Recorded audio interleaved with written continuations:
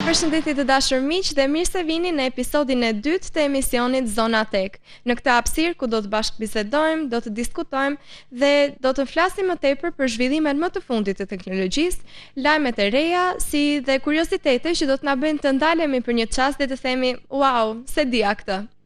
Unë jam Vasiana Nikolla dhe është kënaqësi të jemi sërish bashkë për të udhëtuar në botën tonë të teknologjisë.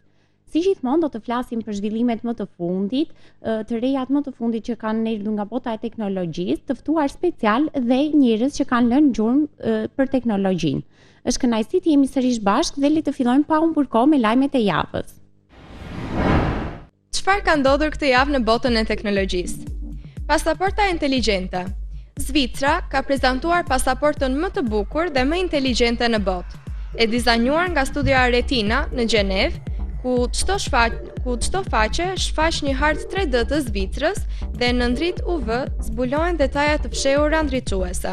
Pasaporta përmban teknologjinë të avancuar, sigurie, si dhe të dhëna biometrike të enkriptuara, holograme, mikrotekst me bojë speciale për të ndaluar falsifikimin. Me akses pa vizë në rreth 190 vende, ajo është tashmë një nga më të fuqishmet në botë. Kompanitë më të mëdha teknologjike si Google, Apple, Samsung dhe Microsoft po integrojnë inteligjencën artificiale në çdo produkt.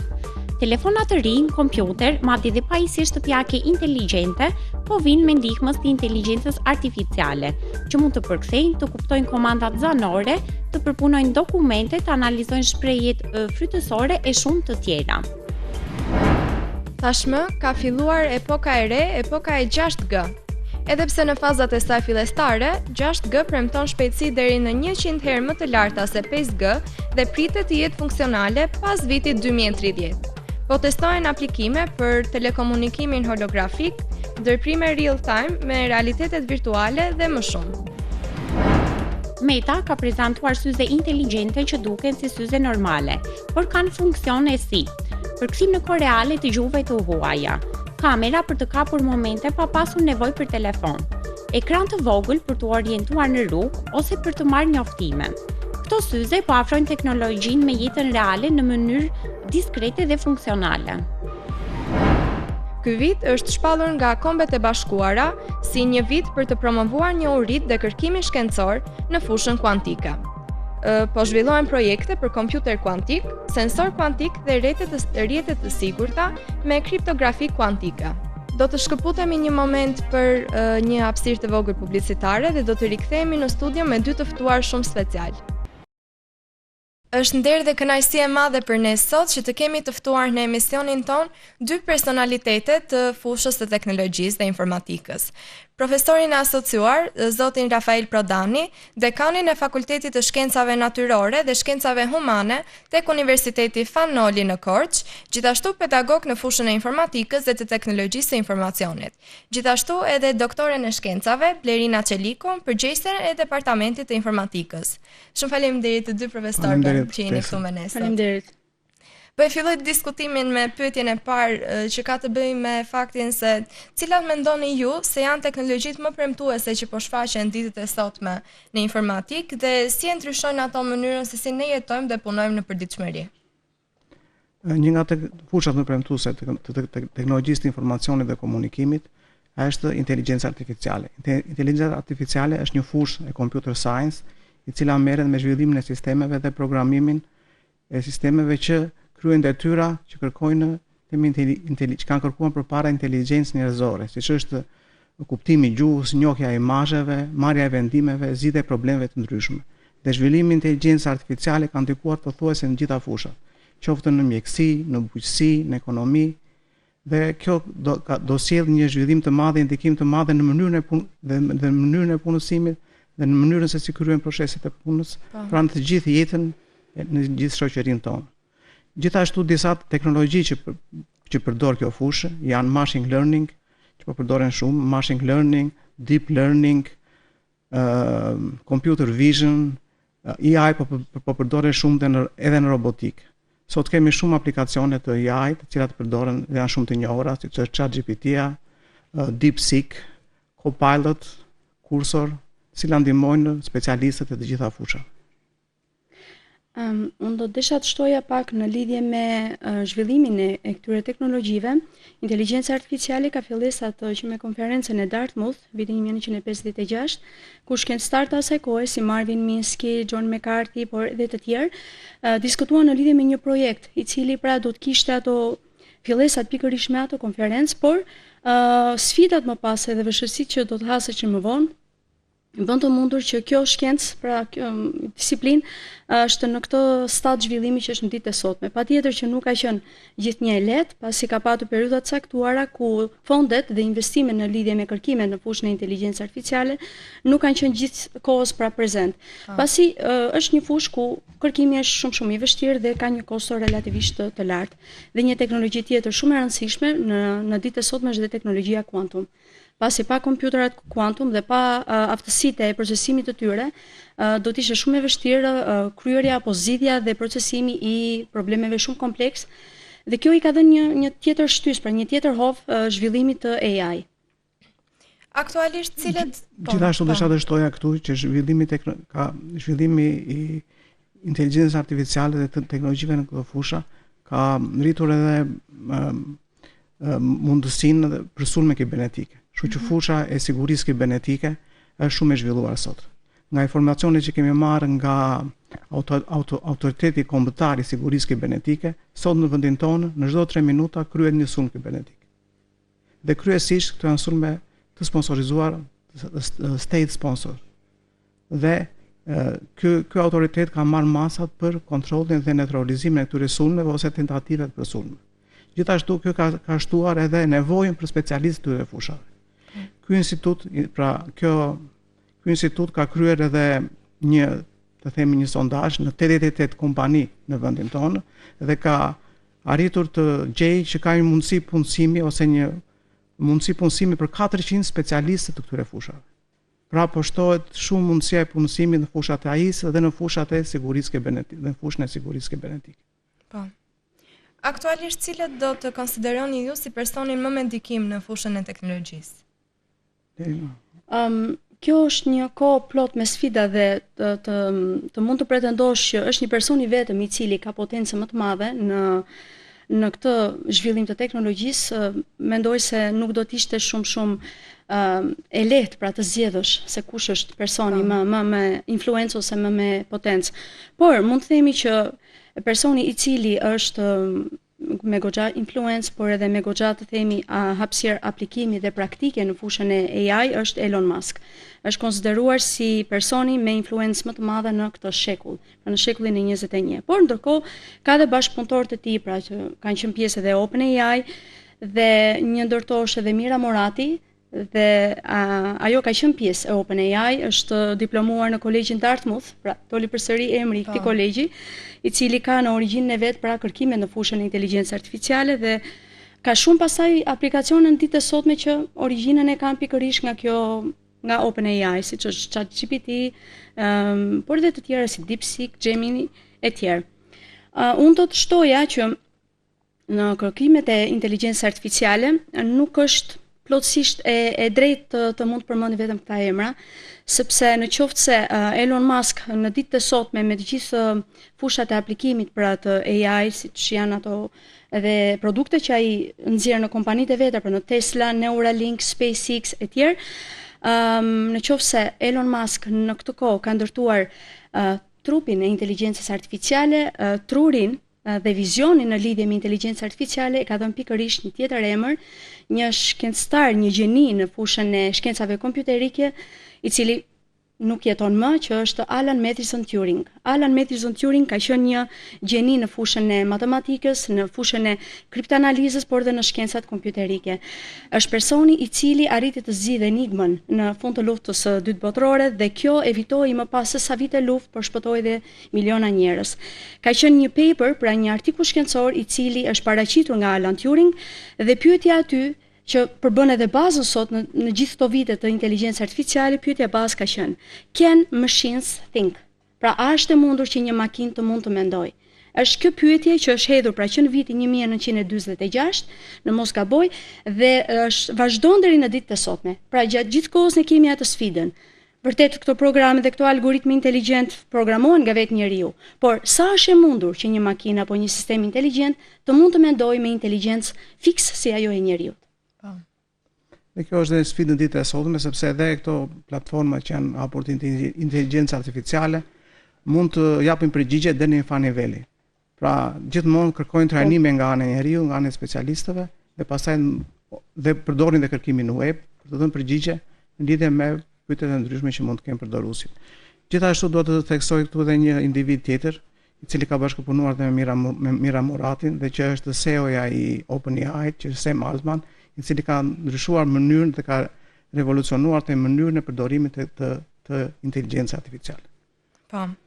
Çfarë roli mendoni ju se do të luajë inteligjenca artificiale në machine learning në të ardhmen e teknologjisë dhe cilat janë disa nga përfitimet ose të metat e saj? Inteligjenca artificiale dhe machine learning, që është një teknologji e inteligjencës artificiale, ka ndikim shumë të madh, qoftë do ketë ndikim shumë të madh, qoftë në mënyrën se si punohet, qoftë në mënyrën si mësojmë, po dhe mënyrën se si qasemi dhe pajisjeve të ndryshme teknologjike. Inteligjenca artificiale sot përdoret pothuajse në gjitha fushat e jetës, përdoret në mjekësi, në bujqësi, kuptohen teknologji në programim, përdoret në ekonomi, përdoret në qeverisje, duke sjellë më shumë transparencë, duke sjellë më shumë produktivitet, duke sjellë më shumë efikasitet në punë dhe është një ndihmë e madhe për përdoruesit. Thjesht unë mendoj si një vegël e cila do jetë në ndihmë të shoqërisë, të përdoruesve për të kryer sa më mirë detyrat e tyre.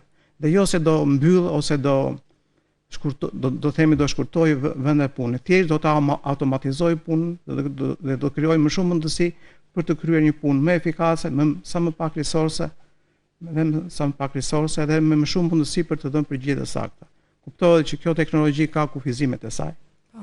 Dhe ky është një problem, siç quhen Mira Muratit, ato halucinacionet e këtyre platformave, të cilat mund të japin dhe përgjigje të gabuara dhe që janë larg realitetit, po gjitha këto po përpiqen të korrigjohen duke i trajnuar sa më shumë këto modele që quhen të inteligjencës artificiale. Unë do të shtoja këtu që së fundmi, sepse gjithmonë ka qenë një vijë ndarse, por kjo shpeshherë bëhet, të themi afërt, shpeshherë bëhet e prerë, fikse midis dy drejtimeve bazë pra në zhvillimet e AI. Është një pjesë e kërkuesve, gjithnjë kanë qenë të bindur që çdo gjë do të mund të realizohet me inteligjencë artificiale, por ndërkohë gjithnjë ekziston ajo pikpyetja. Sa është e mundur që çdo gjë të ezaurohet pikërisht me një inteligjencë të këtij lloji? Çështjet e etikës dhe privatësisë. Pra është një shprehje që përdoren në lidhje me të dhënat dhe thuhet që të dhënat janë falas. Në një intervistë që është bërë Mira Muratit, i është bërë një pyetje e tillë: ku i gjeni ju të dhënat që trajnoni modelet tuaja në lidhje me ato punët ose procesimin e gjuhës natyrore etj. Dhe është përgjigjur që të dhënat janë publike, të dhënat janë të gjinshme. Unë mendoj që të dhënat sot jetojmë në big data, pra kemi shumë të dhëna të cilat janë të gjinshme dhe një pjesë e mirë e tyre janë publike. Por ajo çka më pas është e rëndësishme është pjesa e knowledge, pra çfarë njohurish arrin të përftosh nga këto të dhëna. Dhe këtu është rritet vlera e përdorimit të këtyre teknikave për të inteligjencës artificiale, gjithmonë duke respektuar etikën, edhe pjesën e sigurisë. Dhe këto janë sfida pastaj në ditët e sotme që gjithashtu po punohet veçmas. Po për sa i përket përdoruesit të platformave, do të këshillonim që të futin sa më pak të dhëna personale në këto platforma, siç janë ose të dhëna sensitive, siç janë passwordet ndryshme, kodet bankare, kështu me radhë, sepse këto të dhëna mund të shfrytëzohen pastaj edhe individë të ndryshëm dhe mund të kenë probleme në lidhje me sigurinë dhe privatësinë e tyre. Kështu që sa më shumë kemi kujdes në lidhje me privatësinë kur punojmë dhe kur i përdorim këto platforma të inteligjencës artificiale. Madje unë të shtoja edhe të dhëna të tjera që janë biometrika. Fotot të cilat ne i postojmë dhe i hedhim, foto të dosjeve, të materialeve të ndryshëm që i shohim që postohen në mënyrë të vazhdueshme. Madje unë do të rekomandoja që fotot, sidomos të fëmijëve, të cilët janë të pambrojtur, janë shtresa më vulnerabël, do duhet të postohen duke pasur një dakordsi nga ana e të rriturve, madje edhe mund të mos postohen, pra, mos jenë të dukshme. Si mendoni ju se do të mund të përdoret teknologjia për të promovuar transparencën dhe llogaridhënien në qeveri dhe politik, pra në cilat sfida duhet të adresohen në këtë fushë? Dhe po e bëj pak më konkrete pyetjen për ta kaluar në atë temë, çfarë mendimi keni për diellën? Kjo është një pyetje interesante dhe ka vite me radhë që të gjitha qeveritë në mbar botën janë garë me njëra tjetrën për aplikimin e teknologjive të informacionit dhe komunikimin në qeveritë në qeverisje. Kemi kalimin nga qeverisja klasike në e-government dhe ajo që quhet connected government. Edhe një nga dy drejtimet kryesore që ndihmon përdorimin e teknologjisë të informacionit dhe përfshirja e teknologjisë të informacionit në qeverisje është transparenca dhe përfshirja e përdoruesve dhe individëve dhe shoqërisë në vendimarrje. Po. Pra të dyja këto drejtime ndihmojnë shumë në këtë fushë. Desha të flisja pak edhe në aplikacionet që ka bërë qeveria tonë në lidhje me ose platforma në lidhje me përdorimin e teknologjisë të informacionit dhe komunikimit dhe inteligjencës artificiale si pjesë e saj në platformat qeveritare është e-Albania. E-Albania është një platformë shumë e fuqishme dhe nga më të fuqishme dhe me më shumë shërbime në të gjithë rajonin e Ballkanit Perëndimor. Gjithashtu, kjo platformë sot po evoluohet dhe sot po me informacionet që kemi, po do dalë Albania 2.0, e cila do të shtojë edhe më shumë sigurinë, sepse përdor arkitekturën e mikroserviseve, gjithashtu do shtojë dhe lehtësira më shumë për përdoruesit, siç mund të jenë më shumë shërbime që do kenë pagesa online. Pra gjithmonë qeveritë kanë tendencë, duhet të kenë tendencën për përdorimin e teknologjive në ofrimin e shërbimeve dhe sa më shumë në qeverisje dhe në vendimarrjen e tyre. Një diçka që duhet të shtoja në këtë drejtim, një problem që mund të ketë, është ajo që quhet gepi i njohurive. Pra kemi individë të cilët kanë njohuri dhe mund të përdorin këto teknologji, por kemi edhe individë që nuk mund të përdorin teknologji. Kështu që këtu është një pikë e dobët të themi që qeveritë duhet të kemi parasysh para se të përdorin teknologjitë, duhet të vlerësojnë se sa të aftë janë qytetarët për të përdorur këto teknologji. Por nga ana tjetër thuhet dhe në shumë literatura që aplikimi i teknologjive të informacionit dhe komunikimit dhe inteligjencës artificiale në shërbime qeveritare dhe në detyra të tjera që ka qeveria ndikon dhe motivon përdoruesit dhe qytetarët që të njohin teknologjinë e informacionit dhe komunikimit. Pra unë e shikoj shumë pozitive implementimin e këtyre shërbimeve online, sepse ndikon edhe nga ana tjetër që sa më shumë qytetarë janë të motivuar për të punuar dhe për të mësuar të reat e fundit të teknologjisë të informacionit dhe komunikimit. Kurse për sa i përket inteligjencës artificiale është një ndihmë. Pra edhe djela që si filloi si një agent asistent virtual në platformën e-Albania, që është ndërtuar nga Akshi, shoqëria kombëtare Agjencia Kombëtare e Shoqërisë të Inovacionit në bashkëpunim me Microsoftin, ndihmon përdoruesit për të gjetur sa më shpejt shërbime në Albania dhe për të marrë një shërbim sa më cilësor, sa më të shpejtë dhe më transparent. Në lidhje me diellën, unë do të shtoja diçka, sepse në fund të fundit në bazë të diellës qëndron një algoritëm. Pra, ajo është trajnuar dhe do të vazhdojë të trajnohet. Patjetër që do të ketë disa vështirësi, mund të ketë disa çështje që do të adresohen gjatë përdorimit të saj, por ne mbetemi vendi i parë i cili ka marrë këtë iniciativë për të përdorur pra AI dhe t'i jap këtë rol kaq të rëndësishëm siç është transparenca dhe të themi kontrollimi në lidhje me korrektësinë e veprimeve që procesohen aty në platformë. Patjetër që transparenca apo dhe këto vetit e tjera këto në radh parë janë humane, janë njerëzore, por mbetet për tu parë pastaj në përdorim se si do të jetë diella. Pra diella kryesisht me sa informacion kam do përdoren në fushën e prokurimeve publike për të sjellë transparencë dhe për të ulur korrupsion. Dhe që është një zhvillim mendoj pozitiv në këtë fushë. Ju si po i aplikoni etikun dhe inteligjencën artificiale në universitet? Ne kemi kohë që kemi programe studimi dhe lëndë në lidhje me fushën e teknologjisë informacionit dhe komunikimit, por një nga synimet kemi është që të futim lëndën në lidhje me inteligjencën artificiale pothuajse në të gjithë programet e studimit. Sepse siç e thamë dhe më lart inteligjenca artificiale përfshihet në të gjitha programet e studimit, në të gjitha fushat, qoftë në ekonomi, në bujqësi, në mjekësi e të tjera. Gjithashtu ne kemi programe studimi të specializuar për fushën e teknologjisë të informacionit, siç është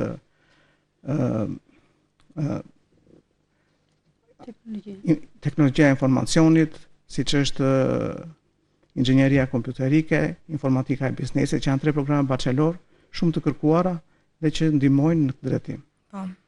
Gjithashtu ne po piqemi të krijojmë edhe atë që quhen ndërkombëtarizimin, krijimin e programeve të përbashkëta. Për shembull, inxhinieria informatike është një program i përbashkët midis universitetit tonë dhe Universitetit Politeknik të Tiranës.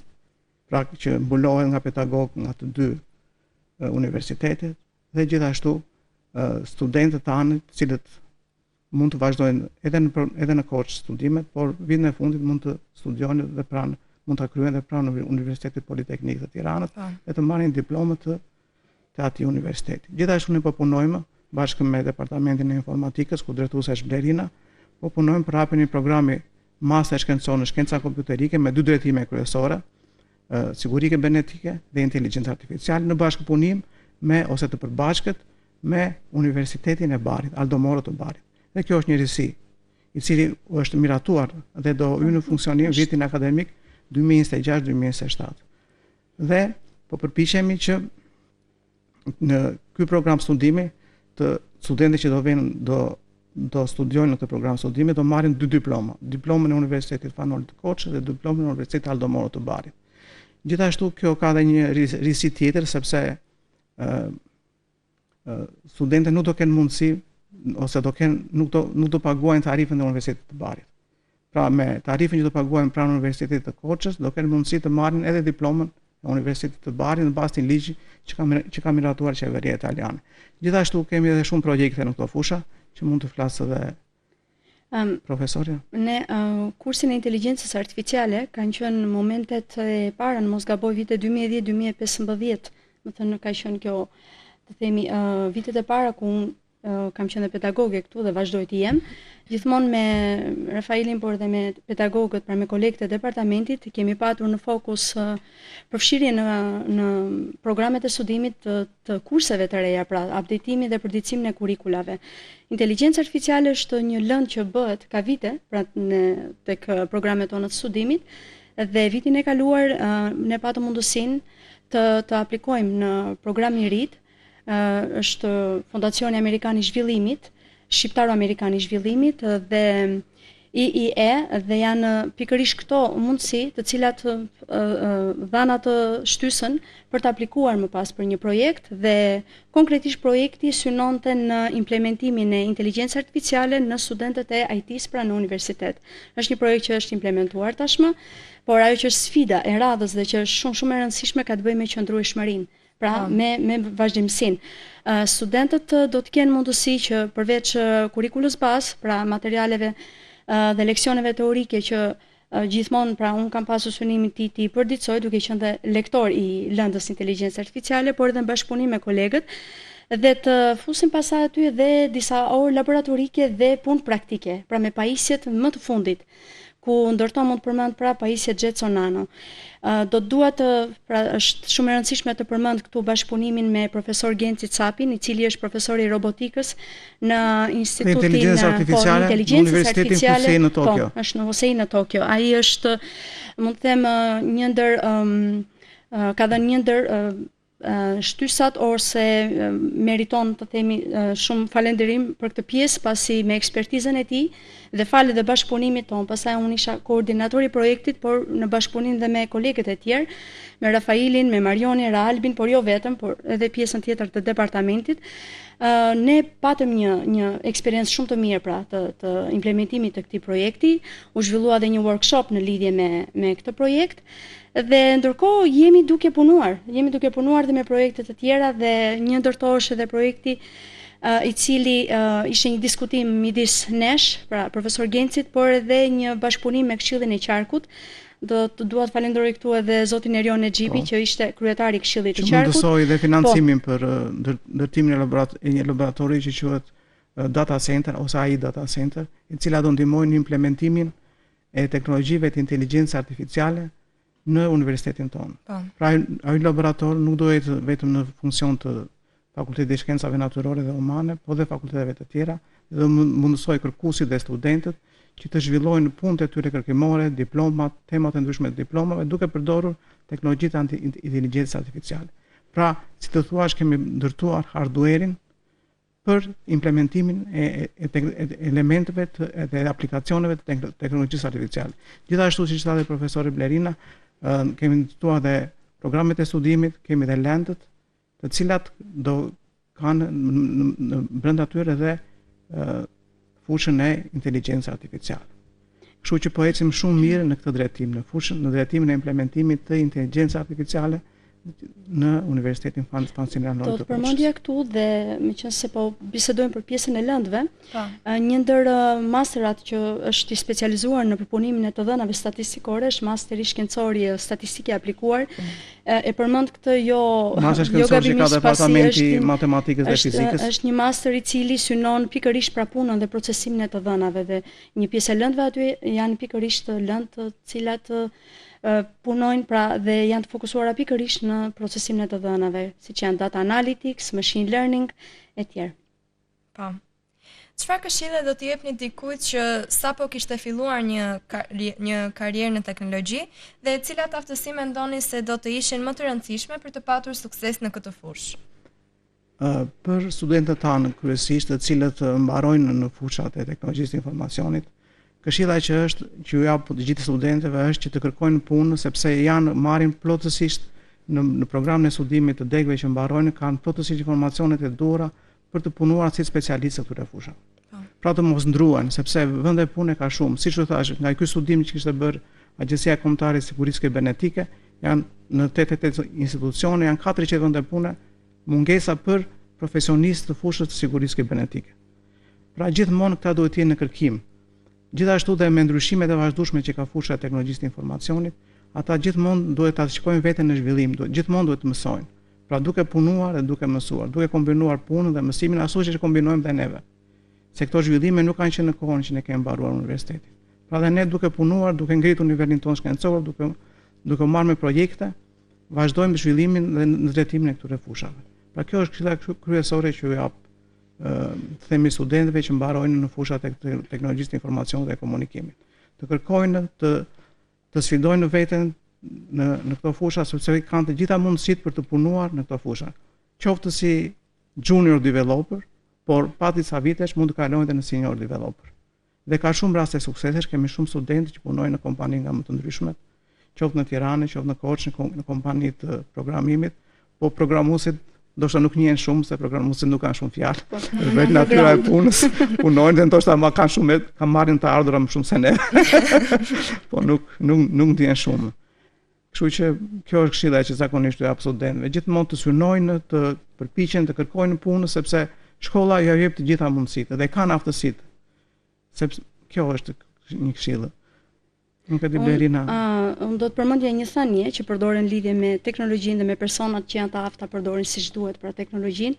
Teknologjia ose më saktë teknologjinë nga magjia e ndan një vije shumë e hollë. Që do thotë se personat që janë të aftë pra të zotërojnë aftësi jo vetëm teknike, pra siç janë programimi apo aftësi të njohurive kibernetike, dhe aty mund të përmendim shumë njohurinë në lidhje me pajisjet IoT e tjerë, por përveç aftësive teknike, pra përveç këtyre aftësive që kanë të bëjnë direkt me natyrën profesionale të teknologjisë, do duhet të kujtojmë që gjithnjë ka dhe aftësi ose soft skills, që do thotë pra aftësitë njerëzore.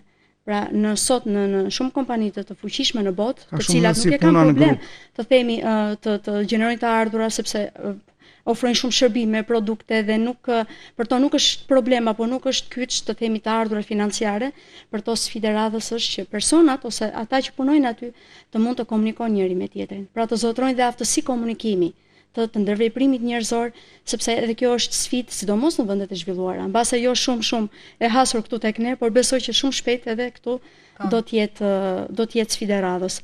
Siç e tha dhe kolegu, është pjesa e këtij lloji zanati, pra përgjithsisht karakterizohen, pra ne arrim të kuptojmë që kemi të bëjmë me një person të IT-s vetëm kur ndodh diçka, ndodh një sulm apo ndodh një diçka e papritur.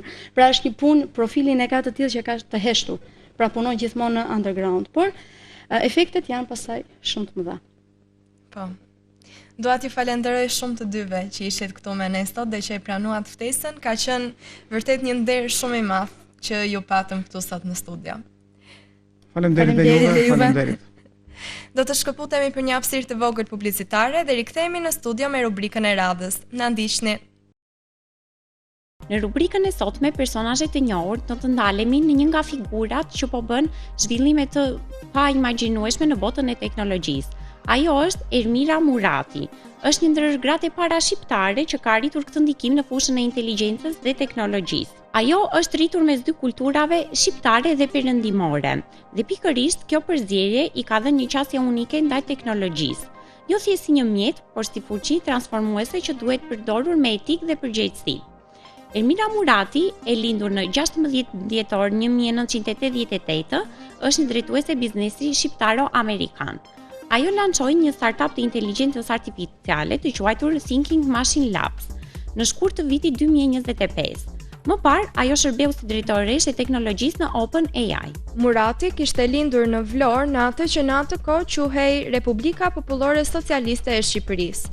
Në moshën 16 vjeçare, Mira fitoi një bursë akademike të United World Colleges për të studiuar në Pearson College në Victoria, në British Columbia, Kanada, nga e cila u diplomua në vitin 2005.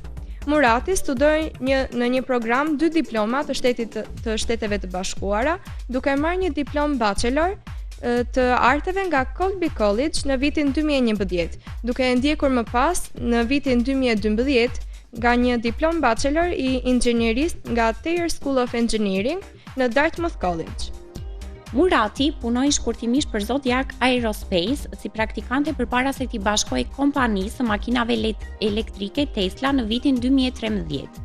Në Tesla, ajo u bashkua si menaxher i produkte për modelin X, menjëherë pas diplomimit në inxhinerinë mekanike.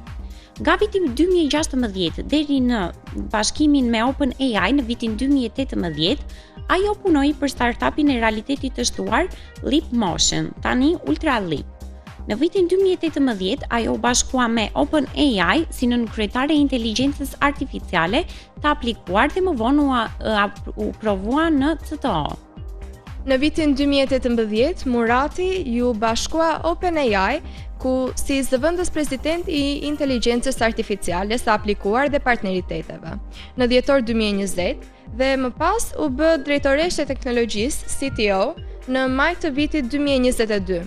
Si CTO, ajo udhëhoqi punën e saj me ChatGPT, DALL-E, Sora dhe Codex, ndërsa mbikëqyrte ekipet e saj të kërkimit, produkteve dhe të sigurisë. Ajo mbikëqyri përparime teknike dhe drejtimin e projekteve të shumta të OpenAI, duke përfshirë edhe zhvillimin e modeleve dhe mjeteve të avancuara të inteligjencës artificiale. Puna e saj ishte instrumentale në zhvillimin dhe vendosin e disa për projekteve më të shuara të OpenAI, siç është seria e modeleve gjuhësore Generative Pre-trained Transformer, GPT. Puna e saj përfshinte shtyrjen e kufijve të mësuarit automatik, ndërsa avokonte për përdorimin e përgjegjshëm dhe etik të teknologjive të inteligjencës artificiale. Duke komentuar përhumbjen e mundshme të vendeve të punës, krijuese ndaj inteligjencës artificiale, Murati tha se ndoshta vendet e punës nuk duhet të kishin qenë aty që në fillim. Në nëntor të vitit 2023, Murati mori përkohësisht detyrën e drejtoreshës ekzekutive të përkohshme të OpenAI pas shkarkimit të Sam Altman nga detyra. Ajo më pas zvendësua nga Emmett Shear 3 ditë më vonë, i cili u shkarkua nga detyra kur Altman u rikthye 5 ditë pasi u shkarkua. Pas kësaj serie ngjarjesh, Murati u rikthye në rolin e saj si drejtoreshe teknologjisë së informacionit. Në shtator të vitit 2024, Murati njoftoi se po tërhiqej nga detyra e saj si drejtoreshe teknologjisë së informacionit për t'i dhënë asaj mundësinë të bënte eksplorimin e saj. Në memorandumin e saj të largimit, ajo shprehu mirënjohje ndaj ekipit të OpenAI dhe theksoi suksesin e zhvillimeve të fundit në inteligjencën artificiale, duke përfshirë teknologjinë e konvertimit të folurit në të folur dhe punën e OpenAI mbi modele të forta të harmonizuara dhe të drejtueshme. Në shkurt të vitit 2025, Murati lançoi një korporat të re për përfitim publik, të quajtur Laboratori i Makinave të Mendimit, pra Thinking Machines Lab, në qendër në San Francisco, për t'i bërë sistemet e inteligjencës artificiale më të kuptueshme, më të personalizueshme dhe gjithashtu edhe më të afta. Pra në fokus kishte ndërtimin e sistemeve AI multimodal që bashkëpunojnë në mënyrë natyrale me përdoruesin. U raportua gjithashtu se ajo kishte punësuar një ekip prej rreth 30 studiuesish dhe inxhinierësh, kryesor nga konkurrent, përfshirë Meta, Mistral dhe OpenAI. Personat e përfshirë në startup përfshin bashkëthemeluesit e OpenAI, John Schulman dhe këshilltarët Alec Randford dhe Bob McGray. Muaj pas ardhës, Bloomberg raportoi se kompania kishte arritur një vlerësim të vlerësuar prej $9 miliardë me një vlerë mesatare të aksioneve të themeluesit, prej $1.4 miliardë. Në prill të vitit 2025, laboratori i makinave të mendimit thuhet se synonte një raund fillestar prej $2 miliardë, që kërkon një investim minimal prej $50 milion, i cili do ta vlerësonte kompaninë të paktën $10 milion. Pjesëmarrësit në raund përfshin qeverinë e Shqipërisë. Laboratori i makinave të mendimit Thinking Machines Lab ndjek një strukturë qeverisjeje ku Mira Murati ka një votë vendimtare për çështjet e bordit, e cila është e peshuar për t'i siguruar asaj aftësinë e shumicës për të marrë vendime. Produkti i parë pritet që të dalë në treg brenda pak muajve, duke përfshirë komponente open source për hulumtues dhe startupe që ndërtojnë modelet e tyre të personalizuara. Në tetor të vitit 2023, Murati u rendite 54-ta në listën e Fortune të 100 grave më të fuqishme në biznes të vitit 2023. Në shtator të vitit 2023, kur shkruante për listën 100 lideret në ngritje në të gjitha industritë, CEO-ja i Microsoft, Satya Nadella, vlerësoi aftësinë e Muratit për të mbledhur ekipe me ekspertizë teknike, zgjuarsi tregtare dhe vlerësim të thellë për rëndësinë e misionit.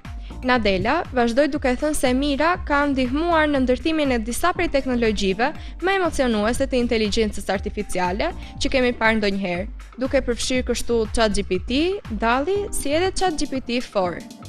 Në qershor 2024, Kolegji Dortmund i dha Muratit një doktor nderi të shkencave për demokratizimin e teknologjisë dhe avancimin e një bote më të mirë dhe më të sigurt për të gjithë ne. Në shtator të vitit 2024, Mira u përfshi në listën e revistës Time të 100 personave më me ndikim në inteligjencën artificiale të 2024-s. Në intervistat e saj, Murati flet shpesh për nevojën që zhvillimi teknologjik të ecë paralel me zhvillimin njerëzor, duke theksuar kështu se inteligjenca artificiale nuk duhet të zvendësojë njeriun, por ta ndihmojë atë që të jetë më aktiv dhe më i lirë dhe më i ndërgjegjshëm. Historia e Mira Muratit është një dëshmi se teknologjia nuk ka kufi, por nevojë për mendje të hapura dhe zemra të guximshme. Ajo është një shembull konkret i faktit që edhe shqiptarët, edhe gratë mund të bëjnë balë të inovacionit global kur ka pasion për kushtim dhe vizion të qartë. Tashmë Mira Murati ka zbuluar Tinker, i cili është aplikacioni i saj i parë me inteligjencën artificiale, që duket se po rezulton me një sukses shumë të madh. Startupi Thinking Machines Lab i ish drejtoreshës teknike të OpenAI, Mira Murati, ka zbuluar produktin e saj të parë, Tinker, një API për rregullimin e modeleve të inteligjencës artificiale. Çfarë bën Tinker? Tinker u mundson studiuesve të inteligjencës artificiale dhe sigurisë që të rregullojnë modelet e mëdha gjuhësore, duke i lejuar ata të eksperimentojnë me algoritmet dhe të dhënat duke përdorur Python, shkruajnë mediat e huaja. Tinker do të jetë shumë më e lehtë për studiuesit, zhvilluesit dhe krijuesit e zakonshëm të punojnë me modelet më të avancuara në botë, tha Murati. Mjeti i ri u lejon përdoruesve që të personalizojnë modele ekzistuese si LLaMA nga Meta dhe Qwen nga Alibaba për t'i trajnuar që të zgjidhin detyra specifike, si ndihmë ligjore, shkrim kodi, përkthim ose madje edhe analiza mjekësore. Tinker përparon misionin ton për të mundësuar më shumë njerëzve të bëjnë kërkime mbi modelet e përpunuara dhe t'i përshtatin ato sipas nevojave të tyre, deklaroi Thinking Machine Lab. Pra, Tinker shërben për të automatizuar procesin kompleks të krijimit të modeleve të inteligjencës artificiale, duke e bërë të mundur për çdo që të mund të ndërtojë dhe të përshtas modele të avancuara, pa patur nevojë për superkompjutera apo ekipe të mëdha teknike.